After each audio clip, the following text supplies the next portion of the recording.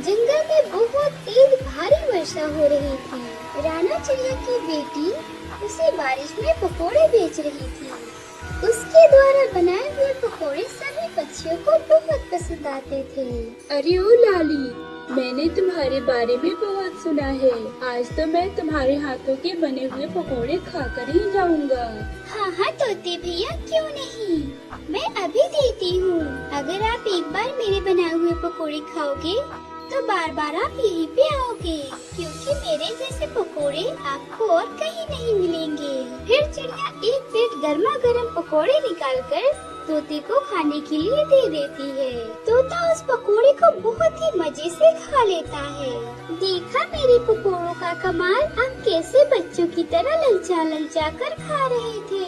हाँ हाँ बहन, बाकी पक्षी बिल्कुल सही कहते हैं। तुम्हारे बनाए हुए पकोड़े सचमुच बहुत लाजवाब हैं। तुम ऐसा करो, एक प्लेट पकोड़े मेरे लिए पैक कर दो, मैं अपनी लाली के लिए लेकर जाऊंगा। ऐसे वह तोता पकोड़े खाता भी है और अपनी पत्नी के लिए पैक कराकर भी ले जाता है।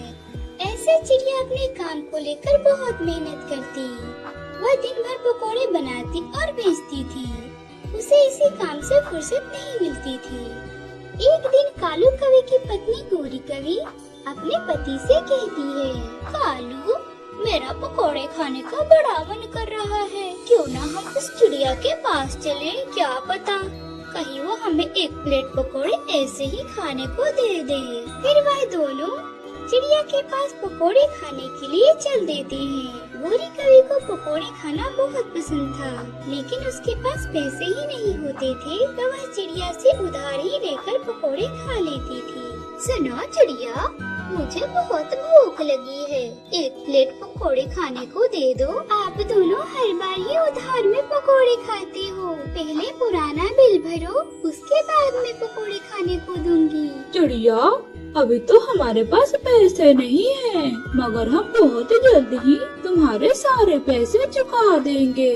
नहीं नहीं, जब तक आप पैसे नहीं दोगे तब तक मैं आपको पकोड़े खाने के लिए नहीं दूंगी। आप दोनों का तो ये रोज क्या है, चलो जाओ यहाँ से। ऐसा कहकर चिड़िया उन दोनों को पकोड़े खाने के लिए नहीं देती है। वे दोनों बिना पकोड़े खाए ही अपने घर आ जाते हैं। दुकान बंद हो जाए, उस चिड़िया का दुकान बंद हो जाए, हमें उसने इस बारिश में पकोड़े खाने को नहीं दिए। मैं देख लूंगा, मैं उस चिड़िया को देख लूंगा। कालू और गोरी चिड़िया से बदला लेने के बारे में सोच रहे थे। कालू, हमें इस बारिश में पकोड़े खाने को तो नहीं मिले, लेकिन तुम अपनी हवाई मोटर तो निकालो, हम लॉन्ग ड्राइव पे चलते हैं। हाँ हाँ गोरी, जैसा तुम कहो। फिर वह दोनों अपनी हवाई मोटर में बैठकर लॉन्ग ड्राइव पर निकल जाते हैं। कालू, मुझे अभी भी बड़ा अफसोस है कि हम इस बारिश में पकोड़े नहीं खा पाए। ऐसा कहकर वह दोनों जा ही रहे थे, तभी उन्हें रास्ते में चिड़िया दिखाई देती है। कालू, वो देखो, लगता है चिड़िया अपने घर जा रही है। अब समय आ गया है इससे अपना बदला लेने का। हाँ हाँ गोरी, मैं समझ गया। फिर कालू को वह जानबूझकर अपनी हवाई मोटर से चिड़िया को टक्कर मार देता है, जिससे घायल होकर चिड़िया वहीं पर गिर जाती है। ये देखकर कालू और गोरी वहाँ से जल्दी से भाग जाती हैं। तभी वहाँ से कबूतर गुजर रहा था। उसने घायल चिड़िया को देखा तो वह उसके पास आ गया। अरे, ये तो रानू की बेटी है, लेकिन इसकी ऐसी हालत कैसे हो गई? कबूतर चाचा, मेरे पंख टूट गए हैं, क्या आप मुझे मेरे घर तक छोड़ देंगे? फिर कबूतर चिड़िया को उसके घर छोड़ देता है। अरे बेटा, ये आपको क्या हो गया? आपके पंख कैसे टूट गए? इसे ठीक होने में तो बहुत समय लगेगा। अरे माँ, आप चिंता ना करो, मैं बहुत ही जल्द ठीक हो जाऊंगी और फिर से अपना पकोड़ों का काम शुरू कर दूंगी। रानू चिड़िया की बेटी ऐसा कहकर अपनी माँ को तसल्ली दे रही थी, तो वहीं दूसरी तरफ कौवे बहुत खुश थे। कालू, ये हमने बहुत अच्छा किया जो उस चिड़िया को सबक सिखाया। बहुत कमाई करती थी, इसीलिए उसका दिमाग खराब हो गया था, जो हमें पकोड़े खाने को नहीं दिए। चिड़िया तो अब गई काम से, क्यों ना हम उसकी जगह पकोड़े बेचने का काम शुरू करें। इससे हम बहुत ही जल्द पैसे वाले हो जाएंगे। हाँ हाँ कालू, तुम बिल्कुल ठीक कह रहे हो। फिर कालू और गोरी अगले ही दिन से पकोड़े बेचने का काम शुरू कर देते हैं। अरे आओ आओ, गर्मा गर्म पकोड़े खाओ। कालू, हम कब से गला फाड़ फाड़ कर चिल्ला रहे हैं, मगर अभी तक एक भी पक्षी नहीं आया। लगता है हमें प्लेट का दाम कम करना होगा। फिर वह दोनों बड़े प्लेट का दाम मात्र 10 रुपए कर देते हैं। तभी उनके पास एक चिड़िया पकोड़े खाने के लिए आती। सुनो गोरी, मुझे 1 प्लेट पकोड़े खाने को दे दो। हाँ हाँ, अभी देती हूँ। फिर गोरी 1 प्लेट पकोड़े चिड़िया को दे देती है। पकोड़े खाने के बाद चिड़िया गोरी से कहती है, गोरी, तुम्हारे पकोड़े चिड़िया के पकोड़ों की तरह तो नहीं है, मगर मेरी मजबूरी है। मुझे बारिश में पकोड़े खाए बिना मेरा गुजारा नहीं होता है। ऐसे ही धीरे धीरे करके कालू और गोरी के सारे पकोड़े बिक जाते हैं। कालू, देखो देखो, हमारे सारे पकोड़े बिक गए। क्यों ना हम कल 1 प्लेट पकोड़े का दाम 20 रुपए कर दें। देखो गौरी, ज्यादा लालच करना ठीक नहीं है। कालू, तुम तो रहने ही दो। देख नहीं रहे हो, इस पूरे जंगल में एक हम ही है जो पकोड़े बेच रहे हैं। हमारे वजह से ही इस बारिश के मौसम में पक्षियों को गर्मा गर्म पकोड़े खाने को मिल रहे हैं। गोरी कौवे के आगे कालू कौवे की एक भी नहीं चलती। वह अगले दिन 1 प्लेट पकोड़े का दाम 50 रुपए कर देते हैं, जिससे उनके पास पकोड़े खाने के लिए एक भी पक्षी नहीं आते हैं। गौरी, आज तो एक भी पकोड़े नहीं बिके। अब हम इन पकोड़ों का क्या करेंगे? करना क्या है, इनको हम कल कम दामों में बेच देंगे। गौरी, क्या हम कल बासी पकोड़े बेचेंगे? सोच लो, कहीं लेने के देने न पड़ जाएं। कालू कौवे के लाख कहने के बाद भी गोरी कौवे कालू कौवे की बात नहीं मानती है और अगले दिन वह बासी पकोड़ों को मात्र 10 रुपए प्लेट ही बेचने लगती है। 10 रुपए प्लेट पकोड़े होने के कारण सभी पक्षी उनके पास पकोड़े खाने के लिए आते हैं और थोड़ी ही देर में उनके सारे पकोड़े बिक जाते हैं। देखा कालू, मेरा दिमाग, एक भी पक्षी को पता नहीं चला कि ये पकोड़े बासी हैं। फिर चिड़िया की हालत दिन प्रतिदिन बहुत खराब होती जा रही थी। अब उसके पास सारी जमा पूंजी खत्म हो गई थी। राना चिड़िया अपनी बेटी को देखकर बहुत परेशान थी। वह बुलबुल से कहती है, बुलबुल बहन, मेरी बेटी की हालत तो दिन प्रतिदिन खराब ही होते जा रही है। मुझे तो अब कुछ भी समझ में नहीं आ रहा है कि मैं क्या करूं।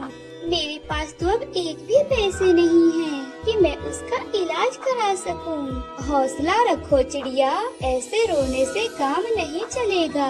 तुम एक काम करो, तुम पकोड़े बेचने का काम शुरू कर दो। इससे तुम्हारे पास अच्छे पैसे हो जाएंगे और तुम अपनी बेटी का इलाज भी करा सकोगी। हाँ हाँ बुलबुल बहन, आप बिल्कुल ठीक कह रही हो। मैं कल से ही पकोड़े बेचने का काम शुरू कर देती हूँ। एक दिन कालू कौवे की दुकान पर बहुत से पक्षी आते हैं। अरे पकड़ो पकड़ो इन्हें, हम इनके पकोड़े खाकर बीमार होते जा रहे हैं। हाँ हाँ, तुम बिल्कुल सही कह रहे हो। मैंने भी जब से इनके पकोड़े खाए हैं, तब से मेरे पेटों में बहुत जोरों का दर्द है। ऐसा कहकर सभी पक्षी मिलकर कालू और गोरी की बहुत पिटाई करते हैं और उनका पंख तोड़ देते हैं। और इधर राना चिड़िया ने भी अपने पकोड़ों का काम शुरू कर दिया, जिसकी खुशबू सूंघकर पक्षी दूर दूर से उसके पास खींचे चले आते हैं। शुक्र है चिड़िया तुम्हारा कि तुमने पकोड़ों का दुकान चालू कर दिया। यही तो हम उस कालू कौवे के पकोड़े खाकर तो बीमार ही पड़ने लगे थे। और इधर कालू और गोरी अपना पंख तुड़वाकर घर में बैठे हुए थे। ऐसे उनके किए की उन्हें सजा मिल जाती है। इस कहानी के अगले भाग में आपने देखा कि कालू जंगल का सबसे अमीर पक्षी था, परंतु वह बहुत ही कंजूस था और जब उसे उसकी पत्नी सब्जी लेने भेजती तो वह गले सड़े सब्जी ले आता और वह उस पैसे के बारे में सोच सोचकर उसे नींद भी नहीं आती। इसी तरह समय गुजरता गया और कंजूस कालू कौवे का बेटा जग्गू अब बड़ा हो गया था। पिताजी, अब मैं कोई व्यापार करना चाहता हूँ, आप मुझे कुछ पैसे दें। चुप कर जाओ, बड़ा आया व्यापार करने वाला। मुफ्त में खाना मिल रहा है, खाते रहो। मैं नहीं चाहता कि मेरी जमा की हुई मेहनत की कमाई तुम किसी ऐसे वैसे व्यापार में बर्बाद कर दो। कालू, जब हम मर जाएंगे तो तुम इस दौलत को क्या करोगे? मरो तुम, मैं तो अभी मरने वाला नहीं हूँ। माँ, इस घर में अब मैं नहीं रह सकता, खुद से कुछ करना चाहता हूँ। आखिर कब तक पापा की दी हुई रोटी पर गुजारा करेंगे? तो फिर मुझे भी अपने साथ लेकर चलो, मैं भी इस कंजूस के साथ नहीं रह सकती। ऐसे ही उसकी पत्नी और उसका बेटा जग्गू उस घर को छोड़कर चले जाते हैं। हाँ हाँ, जाओ ना। जब भूखे मरोगे तो तुम दोनों वापस इसी घर में आओगे। जग्गू अपने माँ के साथ जंगल की दूसरी दिशा चले जाते हैं और वहाँ अपने और अपने माँ के लिए एक छोटा सा घर बना लेता है। इतनी आसानी से मैं अपना पैसा किसी को दूंगा नहीं। अब भूख भी लगी है, चलो कुछ खा कर आता हूँ। ये फल कितने रुपये किलो हैं? ये फल 20 रुपए किलो है। और ये वाला कितने रुपये किलो है? ये फल तो गले हुए हैं और ये 5 रुपए है। तो फिर ये 1 किलो दे दो मुझे। कालू भैया, ऐसे खराब फल खाकर तुम बीमार हो जाओगे। पहले ही तुम्हारे पत्नी और तुम्हारे बेटे तुम्हें छोड़कर चले गए हैं। अगर तुम बीमार हो गए तो तुम्हें कौन देखेगा? देखो टूना, बचत करना कोई बुरी बात नहीं है। बचत कर कर के ही मैं जंगल का सबसे अमीर पक्षी बना हूँ। ऐसे ही कालू कौवा वह सड़ा गला फल लेकर वहाँ से अपना घर चला जाता है। मैंने सारा काम कर दिया है, आपके खेत में पानी भी दे दिया है और आपके घर की सफाई भी कर दी है। अब मुझे मजदूरी दे दें। ठीक है, देता हूँ। ये लो 1 रुपया और जाओ। ऐसे कैसे 1 रुपया? मैंने आपसे 10 रुपए में बात की थी और अब मैं पूरे 10 रुपए ही लूँगा। और मेरे खेत में जो तुमने मेरे 2 अमरूद खाए वो कहाँ गए? साहब जी, वो अमरूद तो नीचे गिरे पड़े थे और मैंने तो उसे उठाकर खा लिए। तो फिर उस अमरूद के पैसे काटेंगे ना हम, उसके बाद बाकी जो बचेगा वही न दूंगा। कालू की ये बात सुनकर बुलबुल कालू से 1 रुपया ही ले लेता है। आप अकेले ही मरोगे, कोई आपके पास पानी देने वाला भी नहीं होगा। अच्छा किया है तुम्हारे बेटे ने जो तुम्हें ठिकाने लगा दिया है। चल भाग यहाँ से, बड़ा आया मुझे भाषण देने वाला। फिर बुलबुल वहाँ से अपना घर चला जाता है। मुझे अपने पैसों की अब और रक्षा करना होगा, कहीं ऐसा ना हो कोई चुरा ले जाए। बड़ी मुश्किल से मेरा 1 लाख पूरा होने वाला है। कालू फिर से पैसा गिनते गिनते वहीं पर सो जाता है। आज सुबह से कालू नजर नहीं आया है, शायद अभी सो रहा होगा। मैं अभी उसे जगा कर आती हूँ। ऐसे सोचते हुए टूनी कालू कौवे की तरफ जाती है। कालू, ओ कालू, उठो, सुबह हो गई है, अब उठ जाओ। परंतु कालू से तो हिला ही नहीं जा रहा था। वह बहुत ही मुश्किल से दरवाजे के पास आता है और फिर से गिर जाता है। कालू, तुम्हें क्या हुआ है? तुम बोल क्यों नहीं रहे हो? मेरे पंख, मेरे पंख। फिर टूनी चिड़िया चील दीदी को लेने चली जाती है।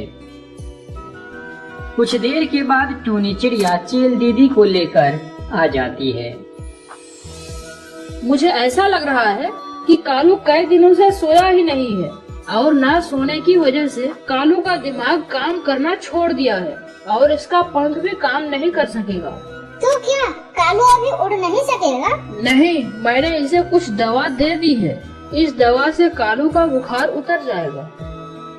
फिर वह चील कालू कौवा को दवा देकर वहाँ से चली जाती है। कालू, अब ये जो संदूक दौलत से भर भर के रखे हुए हो, तुम्हारा कोई काम नहीं आ सकेगा। जग्गू, जग्गू बेटा, मेरा जग्गू कहाँ है? मैं जाती हूँ और तुम्हारे पत्नी और बेटे को बताती हूँ। यह कहकर टोनी चिड़िया कालू की पत्नी और उसके बेटे के पास जाती है और उससे कहती है, मैं तो यही सोच कर गई थी कि कालू भैया सो रहे हैं। तो चील ने क्या बताया? कालू अभी उड़ नहीं सकेगा और चील ने यह बताया कि कालू कई रातों से मुसलसल सोया नहीं है।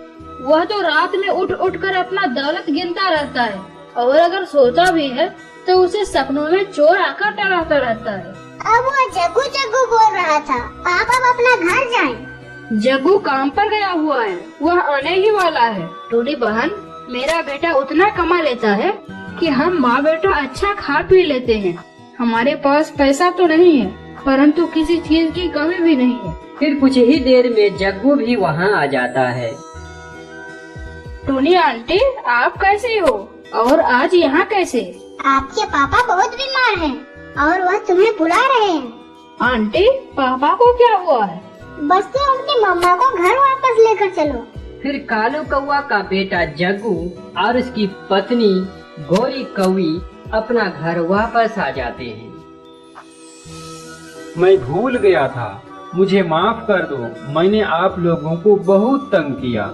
यही तो मैं कहती थी कि जरूरत के वक्त पैसा खर्च करना फजूल नहीं होती।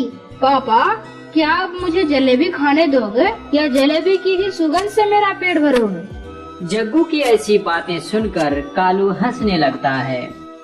बेटा, अब तुम बड़े हो गए हो और तुम जितना चाहो उतना जलेबी खा सकते हो। और अब मैं सब्जी भी ताज़ा लाया करूँगी, ना कि चिड़िया बहन की खराब सब्जियाँ। कालू यह सब बातें याद करके बहुत शर्मिंदा हो रहा था। उसे ऐसा एहसास हो रहा था कि धन दौलत से बढ़कर परिवार होते हैं और रुपया पैसा अपने परिवार पर खर्च करने के लिए ही होते हैं। दोस्तों, इस कहानी से हमें यह सीख मिलती है कि हमें बहुत ज्यादा कंजूसी नहीं करनी चाहिए। जंगल में दो चार